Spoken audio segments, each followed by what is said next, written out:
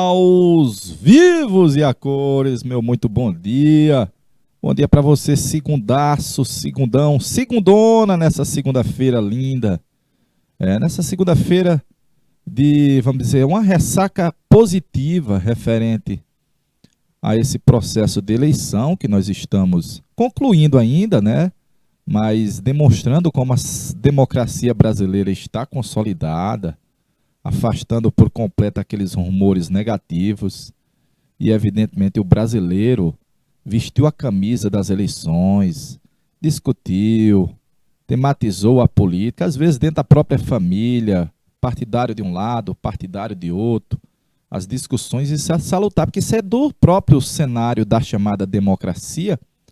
Já visto que a democracia tem pluralidade de ideias, de opiniões, de partidos, de pensamentos. E isso é muito salutar para amadurecer, claro, o processo democrático, que a gente possa discutir, manifestação de rua, passeatas, comícios e o próprio votar, né? Que é o ápice, para nós, é o ápice desse processo democrático, haja vista que é ali cada um de forma igualitária, não existe um voto melhor ou maior do que o outro, já visto que na urna todos são iguais, em frente lá aquela telazinha, todos são iguais. Então, o país está de parabéns, eu quero externar aqui que ontem eu acompanhei todo o cenário da eleição e como o país vestiu literalmente a camisa da democracia, da liberdade, do votar, do discutir e participar aí também votando. De boa? Hoje é uma temática quando nós não tínhamos democracia. É uma temática que é sobre a escravidão na terra tupiniquim. Nós vamos refletir sobre essa temática, sobre essa mão de obra que existiu no Brasil, realizando algumas questõezinhas, né? Antes, lembrar que os índios foram os primeiros a serem escravizados. De novo, os índios foram os primeiros a serem escravizados, como você vê nas telas. As duas imagens deixam patente isso daí. Os índios, Josileia, sendo escravizados. Depois o tráfico negreiro, o comércio de escravizados da África para cá. Dá para ver na imagem que a seta maior, ela sai do continente africano, mas ela tem um destino, ela tem origem na África e tem como destino a terra Brasília, haja vista a grande quantidade, vamos dizer assim, de escravizados que entrou no Brasil. Aí o que é ser escravo? Olha, sem amor de ninguém, sem família, sem sexo, sem nenhuma identificação possível com ninguém, maltrapilho e sujo, feio e fedido, perebento, enfermo, sem qualquer gozo ou orgulho do corpo, vivia a sua rotina. Qual era a rotina? Qual era a rotina? Esta era sofrer todo dia o castigo diário das chicotadas soltas, para trabalhar atento e tenso. Semanalmente vinha um castigo preventivo, pedagógico, para não pensar em fugir.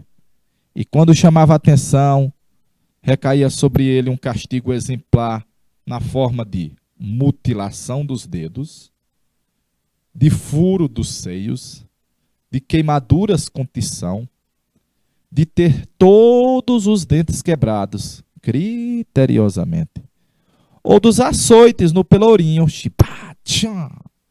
300 chicotadas de uma vez para matar, ou 50 chicotadas diárias para sobreviver.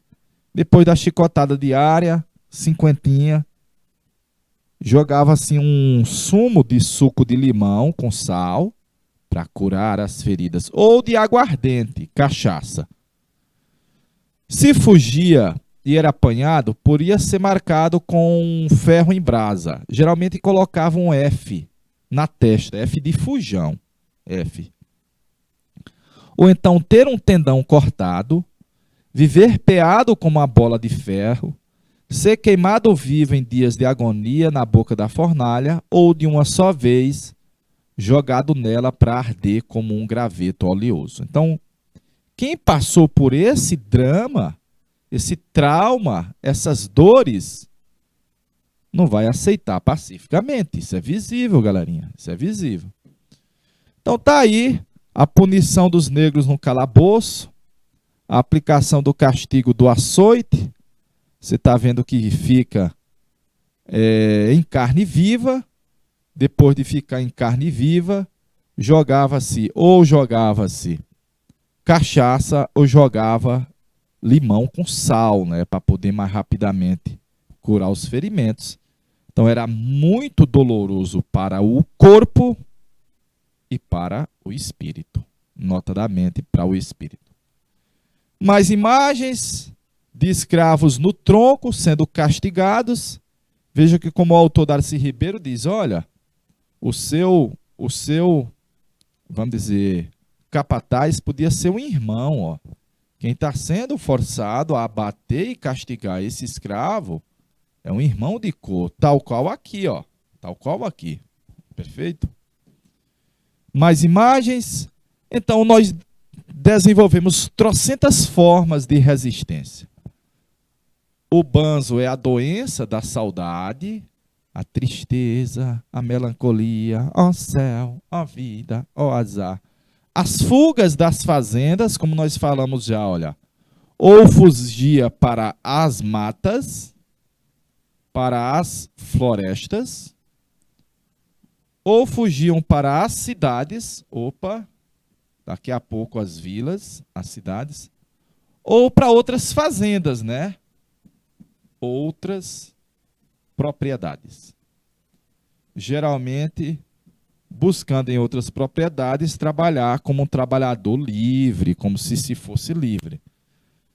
Geralmente, para as florestas, resultava na formação das comunidades quilombolas.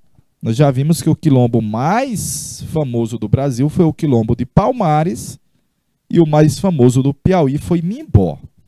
Revoltas, greves, motins, resistindo contra o senhor, o capataz, o capitão do mato, sabotando as engrenagens, sabotando a produção, claro.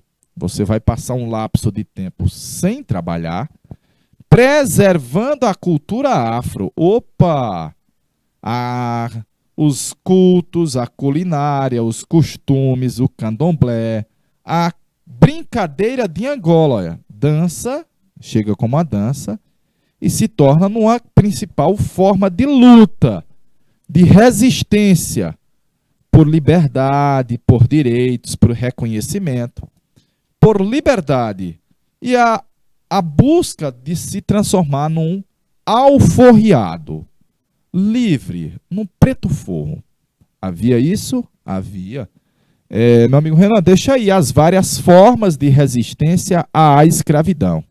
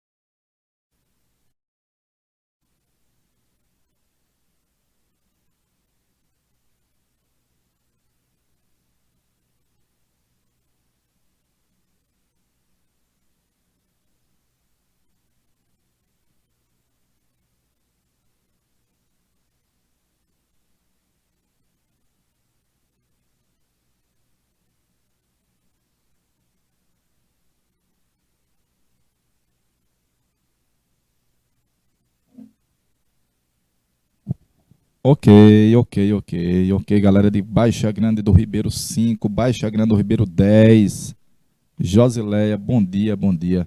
Formas de resistência, tá aí a famosa capoeira, a capoeira ainda hoje, uma importante expressão cultural, é dança, é música, é arte, é também luta, a capoeira, o jogo da capoeira, o dança da guerra.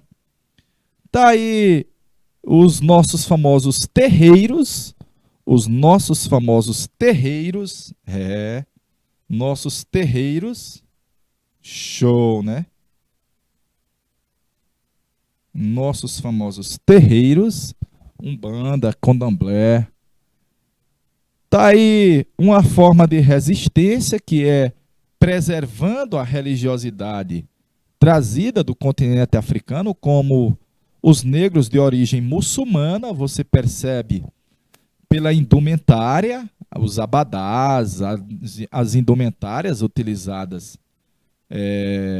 pelos negros de africanos que traziam o Islã no coração, na mente. Vai ter uma revolta na Bahia chamada Revolta de Malê, dos Malês, Revolta dos Malês. Palmares, que vai se transformar no principal exemplo de resistência quilombola na nossa história, vai ser assim, é, vai ser assim um exemplo para outras regiões. As comunidades quilombolas se tornaram formas de uma sociedade alternativa dos escravizados que fugiam para elas. Lá eles têm mais ambientes de liberdades, uma dinâmica maior, um produzir para o consumo próprio, é completamente diferente do que você tinha servindo ao senhorzinho na Casa Grande, claro. E aí Palmares se tornou o maior símbolo de resistência, claro. Foi um aumento substancial na época da invasão dos Holanda. As guerras entre os holandeses e os pernambucanos resultou na fuga dos escravos. Foi quando Palmares se tornou muito maior, né? Um crescimento substancial. Negros fugitivos, fugidos, índios libertos, alforriados. Quem se incomodava com Palmares? Olha, os poderosos. Os poderosos. Tanto que vão contratar o famoso Domingo Jorge Velho para destruir a comunidade de Quilombo, de Palmares, resultando na morte de Zumbi de Palmares lá no ano de 1694. 1694. De boa? Deixar aí R$ 1 na tela para poder o aluno fazer o print.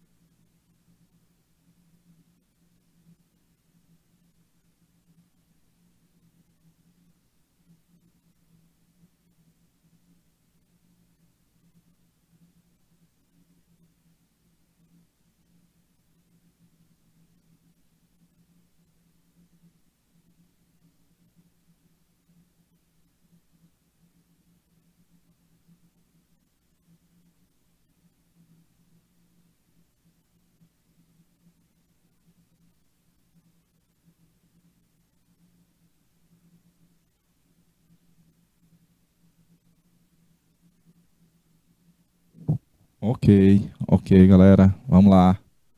Tá em Mimbó, no Piauí, né? Que nós descrevemos na aula anterior. Demos uma pincelada sobre essa importante comunidade na cidade de Amarante. Hoje são 600 comunidades quilombolas.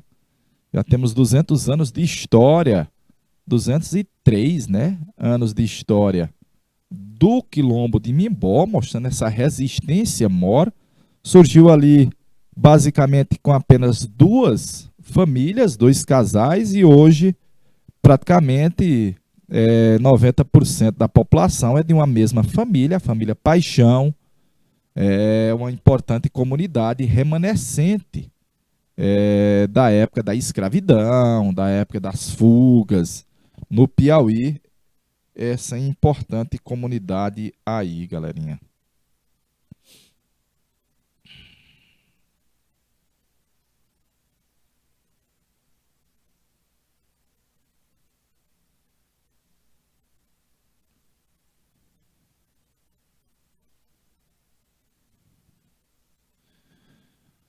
Mimbó, comunidade de Mimbó. Vou passar a imagem, vou passar. A gente vai começar as questões, viu, galerinha? Alô, Josileia, alô, Baixa Grande do Ribeiro. Vai começar as questões. No Brasil, a transição da predominância indígena para a africana na composição da força de trabalho escrava ocorreu aos poucos ao longo de aproximadamente meio século. Quando os senhores de engenho individualmente acumulavam recursos financeiros suficientes, compravam alguns cativos africanos e iam acrescentando outros à medida que capital e crédito tornavam-se disponíveis. Em fins do século XVI, a mão de obra dos engenhos era mista do ponto de vista racial, e a proporção foi mudando crescentemente em favor dos africanos importados e sua prole, principalmente ao longo do século XVII, dos anos 1600, você tem essa proporção aumentando crescentemente de africanos escravizados, entre aspas, em substituição aos índios. Na base da leitura do trecho, com base na leitura do trecho de seus conhecimentos, pode-se afirmar corretamente que no Brasil, dois pontos, interroga, e R$1 na tela, dois pontos, interroga e R$1 na tela.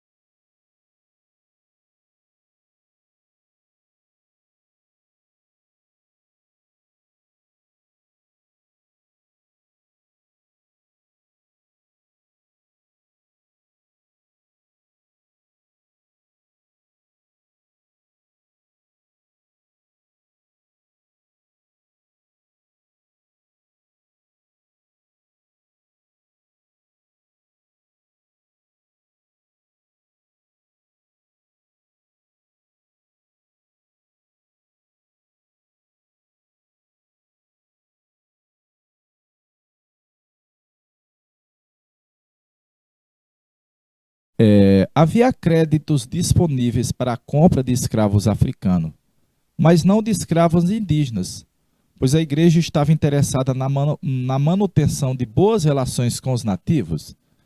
Galerinha, não exatamente a gente vai ter esse cenário aí na época da colônia, viu, galerinha? Na realidade, ele está descrevendo que nós tínhamos muito dinheiro disponível para comprar africanos, mas ele vai dizer que vai surgir devagarinho. O comércio de escravos africanos foi incompatível com o comércio de indígenas, porque eram exercidos por diferentes traficantes que concorriam entre si? Não havia uma concorrência entre o comércio de escravos indígenas e o comércio de escravos africanos. Do ponto de vista senhorial, valia a pena pagar mais caro por escravos africanos, porque estes viviam mais do que os escravos indígenas, que eram mais baratos. A questão da mortandade indígena não é porque eram mais baratos, de boa. A implementação da escravidão de origem africana não fez desaparecer a escravização indígena, pois o emprego de ambas podia variar segundo as épocas e regiões específicas. Opa! A escravização dos índios pelos portugueses foi inviabilizada pelo fato de que os povos nativos americanos eram contrários ao aprisionamento de seres humanos? Não, galerinha, o que inviabilizou não foi isso.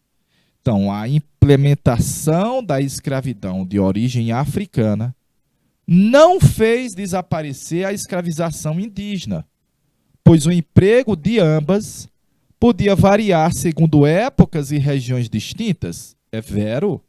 Deixa eu colocar aqui de marca-texto, colocando a alternativa correta para você fazer o print, de boa? Letra D de danadinho na questão da FUVEST do ano passado, ó. Da FUVEST do ano passado, de boa, de boa.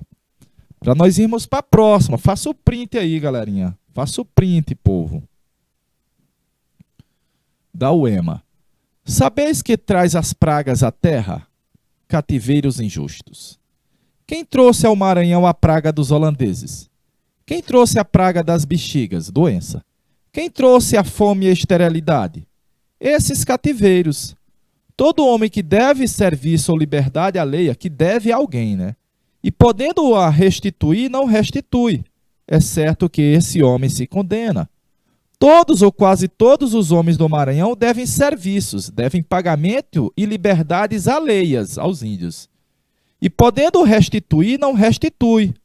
Logo, todos ou quase todos se condenam. Pretos, índios e judeus, nos sermões do padre Antônio Vieira. Esse sermão do padre Antônio Vieira faz uma crítica à escravização dos índios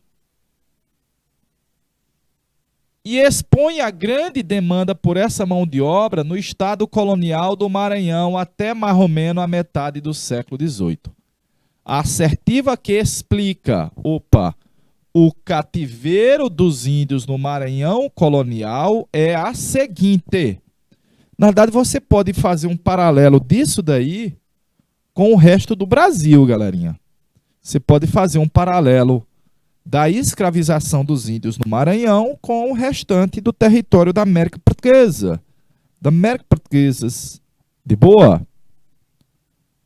Deixa R$1 aí na tela, meu rei. Deixa R$1 aí na tela.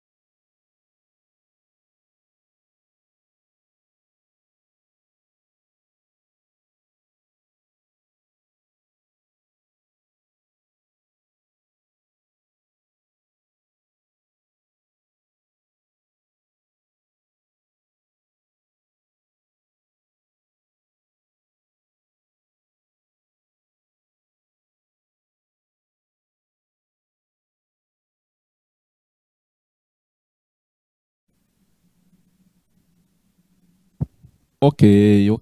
Vamos lá, galerinha.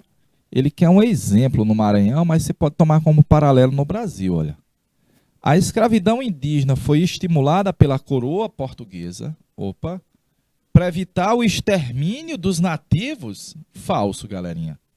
Para evitar o extermínio dos nativos? Falso. Se os índios eram escravizados, eram mais facilmente exterminados. Então a letra A está incorreta. A mão de obra indígena era utilizada nos serviços domésticos? É verdade, também. E substituiu os africanos que trabalhavam na lavoura? Falso. A escravidão indígena foi uma prática sistemática dos colonos? Verdade. e gerou uma disputa entre os colonos e os padres pelo controle dessa mão de obra. Opa, é vero?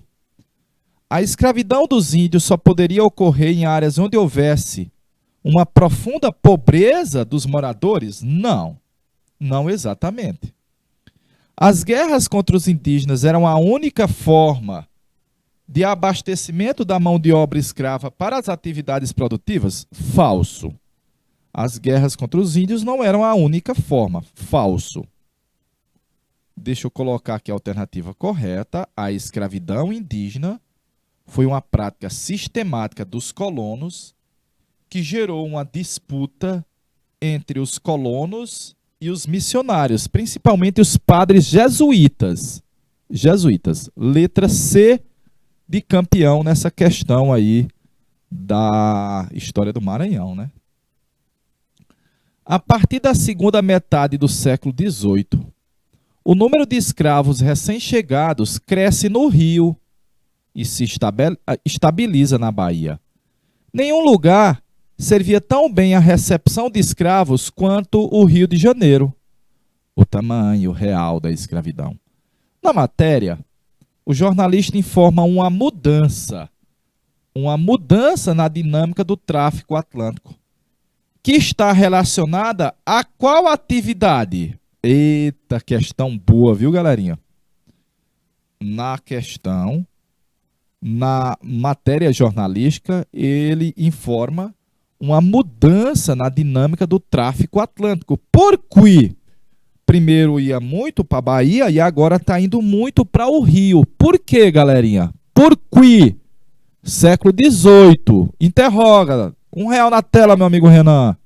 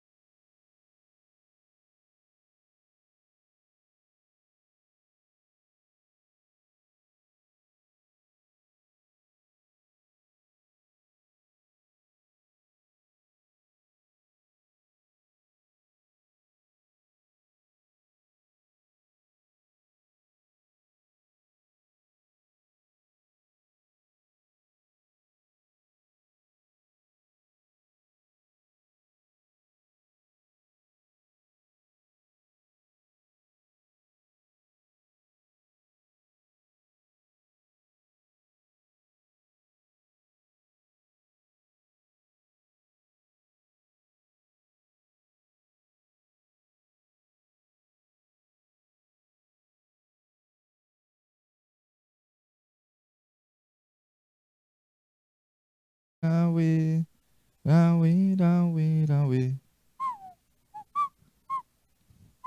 Minha alegria no coração, minha vida anda. Galerinha, ele está perguntando assim: por que é que nós temos uma grande entrada de escravos no Rio, cresce no Rio, se estaciona na Bahia na metade do século XVIII? Metade do século XVIII, o mais importante não é a coleta das drogas do sertão. Quem fazia isso eram os índios. Eram os índios, você já elimina. Retirada da madeira do litoral. Quem fazia isso também eram os índios, na forma do escambo. E não era no século XVIII. Pecuária extensiva. A pecuária extensiva não é feita por escravos, era feita pelos vaqueiros. Lembra? Como mão de obra. Não era pelos negros africanos. Exploração da lavoura do tabaco. O tabaco também utilizava mão de obra de índios, mas também de escravos. Mas o grande volume da entrada de escravos no Rio é principalmente por causa do ouro, né? Aí lembrar que o tabaco é produzido no Nordeste. Então, como é que você tem uma grande entrada de escravos no Rio e a motivação é o tabaco, se o tabaco era produzido, o fumo era produzido no Nordeste? Era por causa do ouro das minas. É o século do ouro, galerinha. Século do ouro. extração e exploração do ouro nas minas. Cada vez mais chegava-se escravos ao porto do Rio de Janeiro, ao mercado do Valongo, que era agora a grande praça mercantil de escravizados vindos da África. Por quê? Porque para as minas a mão de obra predominante era mão de obra de escravos, mas também para os serviços no Rio e nas cidades mineiras. Era predominantemente de escravizados, tá correto? Tá. Tá correto sim, galerinha. De escravizados, de boa?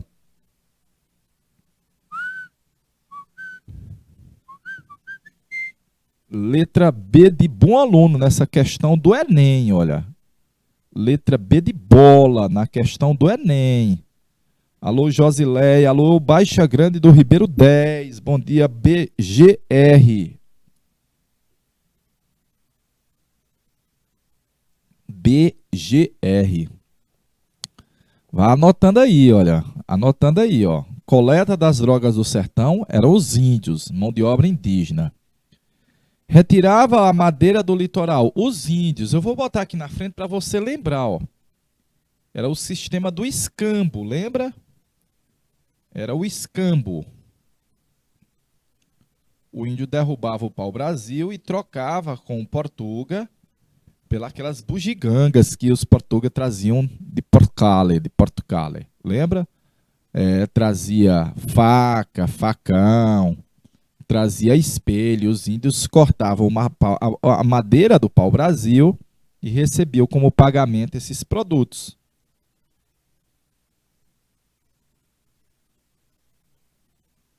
A pecuária extensiva no Nordeste. A mão de obra é dos vaqueiros, não é de escravizados.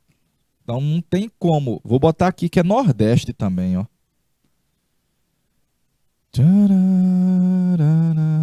Aqui é região Norte, claro. E aqui é Nordeste. Lembrar disso daí, ó. Nordeste. Igualmente a produção de fumo era feita principalmente no Nordeste, na Bahia, né? Na Bahia. Então essa questão aí dava para você destrinchar aí alguns aspectos da economia à mão de obra, mas dá para você chegar à alternativa correta, que os escravizados estão chegando em grande quantidade no Rio, por causa que estão sendo levados para a região das minas. Ouro e diamante nas minas. Letra B de bola, questão do Enem. Meus pimpolhos, questão do Enem aí, ó. Próxima. Outra importante manifestação das crenças e tradições africanas na colônia eram os objetos conhecidos como bolsas de mandinga. A insegurança tanto física como espiritual gerava uma necessidade de proteção, generalizada de proteção, das catástrofes da natureza, das doenças, da má sorte, da violência dos núcleos urbanos, dos roubos, das brigas, dos malefícios de feiticeiros e etc. Servia também para trazer sorte e dinheiro, e até atrair mulheres, as bolsas de mandinga. O costume era corrente nas primeiras décadas do século XVIII, envolvendo não apenas escravos, mas também homens brancos. Não apenas escravos, mas também homens brancos. De boa? Questão 4 aí do Enem. A prática histórico-cultural. A prática histórico-cultural de matriz africana descrita no texto, que são as bolsas de mandinga, representava o quê? Representava o quê, meus pimpolhos? O quê, Baixa Grande? O que você que nos assiste aí pela plataforma, que você que está no YouTube? O que, rapaz? De boa na lagoa. Deixa R$ 1 aí na tela, meu rei, para ver se a galera manda resposta para nós.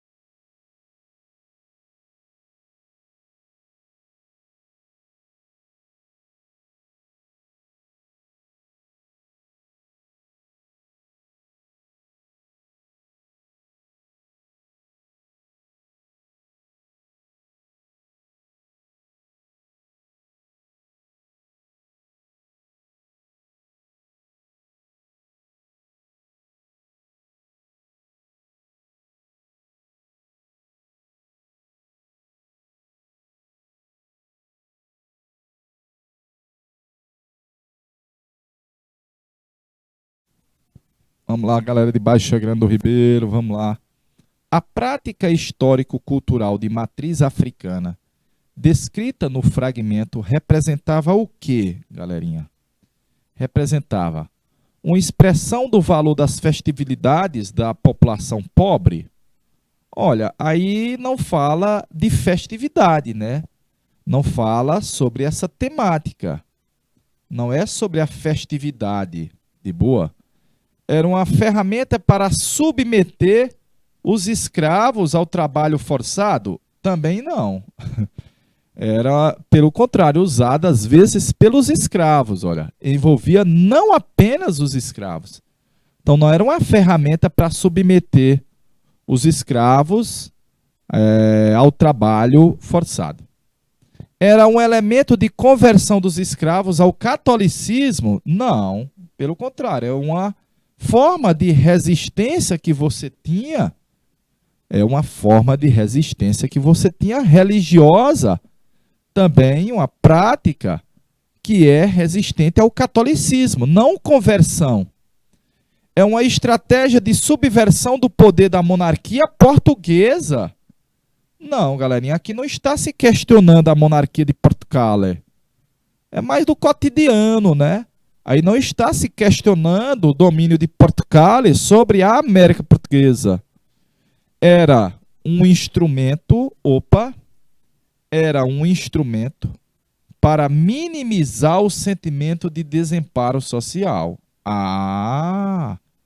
Era um instrumento para minimizar um sentimento de desamparo social. Oh, tristeza de você estar sofrendo longe da terra natal. Aí sim. Portanto, letra D de danadinho nessa questão aí do Enem, galerinha. Nessa questãozinha do Enem. De boa? Letra D de danadinho. Instrumento para minimizar o sentimento de desamparo social. Valorizar, expressão do valor das festividades da população pobre. Não é de festa, né? A letra A fala sobre festividade popular, não é. É uma ferramenta para submeter os escravos, os cativos, os índios, ao trabalho forçado, também não. É um elemento de conversão dos nativos ao catolicismo, é o inverso. É um questionar o catolicismo, já que você tem uma prática histórica da matriz africana, matriz religiosa africana, as bolsas de mandinga. Instrumento para minimizar o sentimento de desamparo social. Também, olha aí, ó, desamparo social é trazer sorte, dinheiro, mulheres, trazer sorte, dinheiro, mulheres, evitar doenças, a violência, os roubos. É uma bolsa de mandinga, você fica protegido. Letra D de danadinho na questão de número 4. Vamos para a próxima, povo. A África Ocidental é conhecida pela dinâmica das suas mulheres comerciantes, caracterizadas pela perícia, autonomia e mobilidade. Dinâmica das mulheres comerciantes, caracterizadas pela perícia, autonomia e mobilidade. A sua presença, que for atestada por viajantes e por missionários portugueses que visitaram a costa africana a partir do século XV, consta também na ampla documentação sobre a região. A literatura é rica em referência às grandes mulheres como vendedoras ambulantes. Vendedoras ambulantes. Cujo jeito para o negócio, bem como para a autonomia e a mobilidade, é tão típico na região. Massa. Identidades, memórias e histórias em terras africanas. A abordagem realizada pelo autor sobre a vida social da África Ocidental pode ser vida social na África Ocidental. Pode ser relacionada a uma característica marcante das cidades brasileiras escravistas. É verdade. Das cidades brasileiras escravistas nos séculos XVIII e XIX. Que se observa pelo quê? Ele quer uma característica marcante que a gente tinha nas cidades brasileiras escravistas.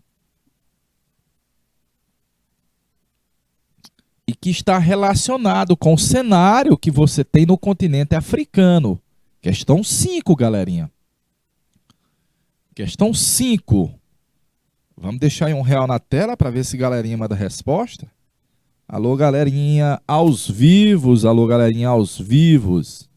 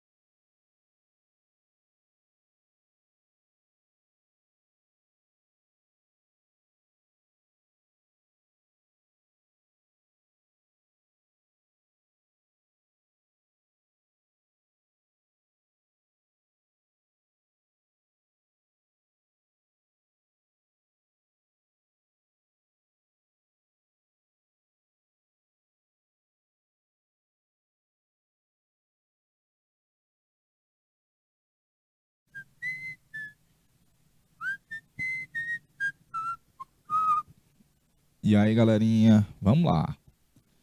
Ele quer um relacionamento entre as cidades brasileiras do século XVIII e o que você viu no texto sobre a África. Diz assim, ó. Dissolução de hábitos culturais trazidos do continente de origem dos escravizados? Não, não há uma dissolução aqui. Há uma restrição à realização do comércio ambulante por africanos escravizados e seus descendentes? Não, eles eram realizados pelos chamados escravos de ganho. Os escravos de ganho. Entrada de imigrantes portugueses nas atividades ligadas ao pequeno comércio urbano? Não, galerinha. Ele quer uma comparação entre as cidades brasileiras e o que você via lá no continente africano. Convivência entre homens e mulheres livres de diversas etnias no pequeno comércio? Havia isso? Havia, mas o texto fala das mulheres, não dos homens. Presença de mulheres negras no comércio de rua de diversos produtos e alimentos? Aí sim, ó. Aqui você vai chamar escravos de ganho às vezes, olha. Escravos ou negros de ganho, porque eles ganhavam parte daquilo que eles comercializavam. Então foi característico nas cidades o comércio de produtos, que na semana passada nós mostramos as quituteiras. Portanto, a alternativa correta é letra A de aprovados. Questão do Enem aí, galerinha. Questão do Enem.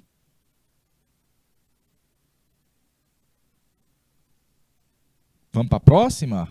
Faça o print aí, galera. Faça o print, povo. Alô, Josileia. Alô, Baixa Grande do Ribeiro. Alô, galerinha logado, ligado. Aos vivos. E a cores? Pergunta. Tio, não havia uma convivência entre homens e mulheres livres? De diversas origens no pequeno comércio? Havia. Mas o texto fala sobre a presença das mulheres na África e uma prática que elas já realizavam na África. Então, há uma presença também de mulheres no comércio de rua de diversos produtos e alimentos no Brasil colonial. E imperial também, né? E imperial também. Portanto, letra A de aprovados. Aprovados. Questão do Enem. Questão do Enem. A partir da segunda metade do século XVIII, o número de escravos recém-chegados cresce no Rio e se estabiliza na Bahia. Já vimos essa, olha. Nenhum lugar servia tão bem a recepção de escravos quanto o Rio de Janeiro. Era a extração de metais preciosos na região das Minas Gerais, que levavam a entrada maior de escravizados no Porto do Rio, superando o da Bahia, superando o de Salvador. Portanto, a Bahia está em uma atividade econômica que está em decadência, viu, galerinha? Que era a atividade canavieira, a produção açucareira, no Piauiês, estava mais em crise. Lembrar disso daí. Se você quisesse, ó, açúcar em crise e o ouro em ascensão. Crescimento, cresce. A diferença era grande, né? Enquanto o Nordeste decai, o Sudeste está de vento em polpa. Por isso que é letra B de bom aluno na questão 6 aí do Enem. As afirmativas a seguir abordam sobre os quilombos e as comunidades quilombolas na formação. É para você botar verdadeiro ou falso. Vamos ver qual é a sequência aí? V ou F? Verdadeiro ou falso? Galerinha, deixa R$1 na tela aí, meu amigo Renan, que eu vou botar R$1 de água aqui.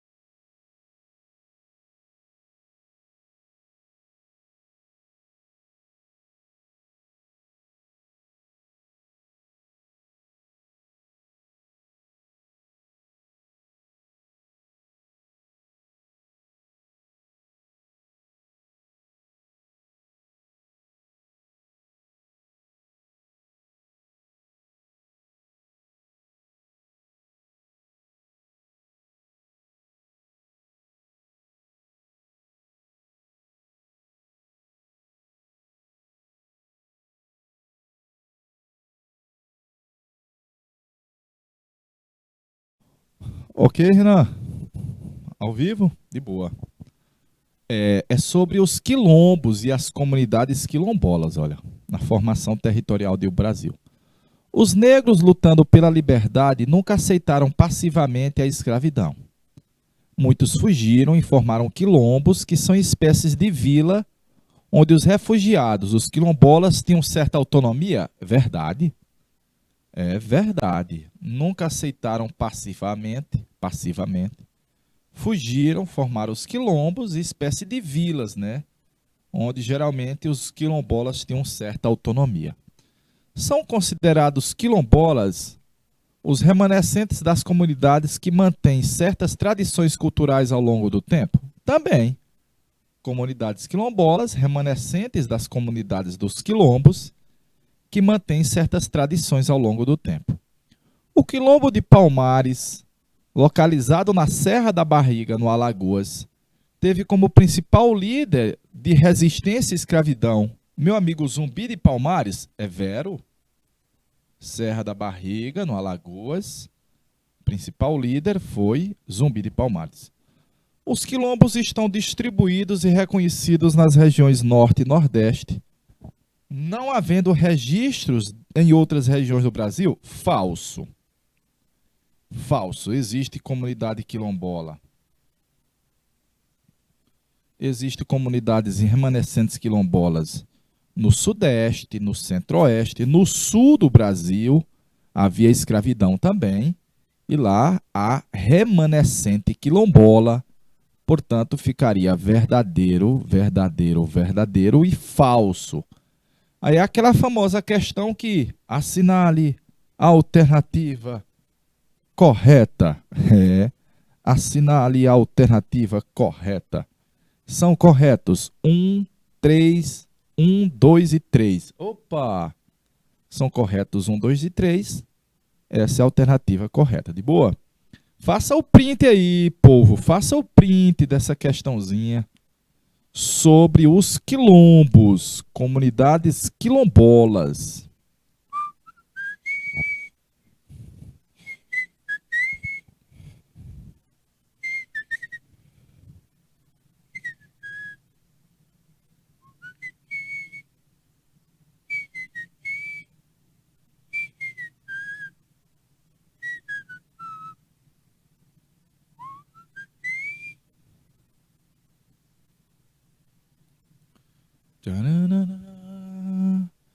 Eu queria ser amado mais. Eu queria ter amado mais, desejado mais, pra quando o sol se pôr.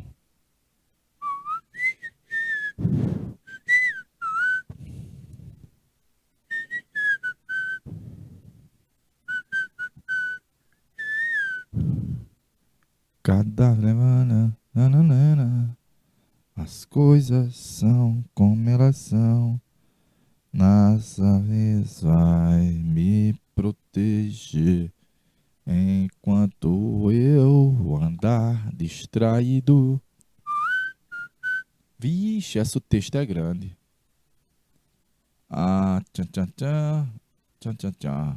Eu vou deixar para nossa... Nós vamos virar a aula agora, né? Nós vamos para aquele 2 minutinhos de intervalo. Eu vou deixar para ele, para a gente começar com a questão 8, quando voltar aqui dos 2 minutinhos, de boa na Lagoa, né? Deixa eu ver, BGR, galera de Baixa Grande do Ribeiro, alô Josilé, alô você que nos assiste pela plataforma, pelo YouTube, você que vai estar assistindo aí essa aula sobre a temática da escravidão e as formas de resistência à escravidão, basicamente com questões na aula de hoje. De boa? A gente volta já já.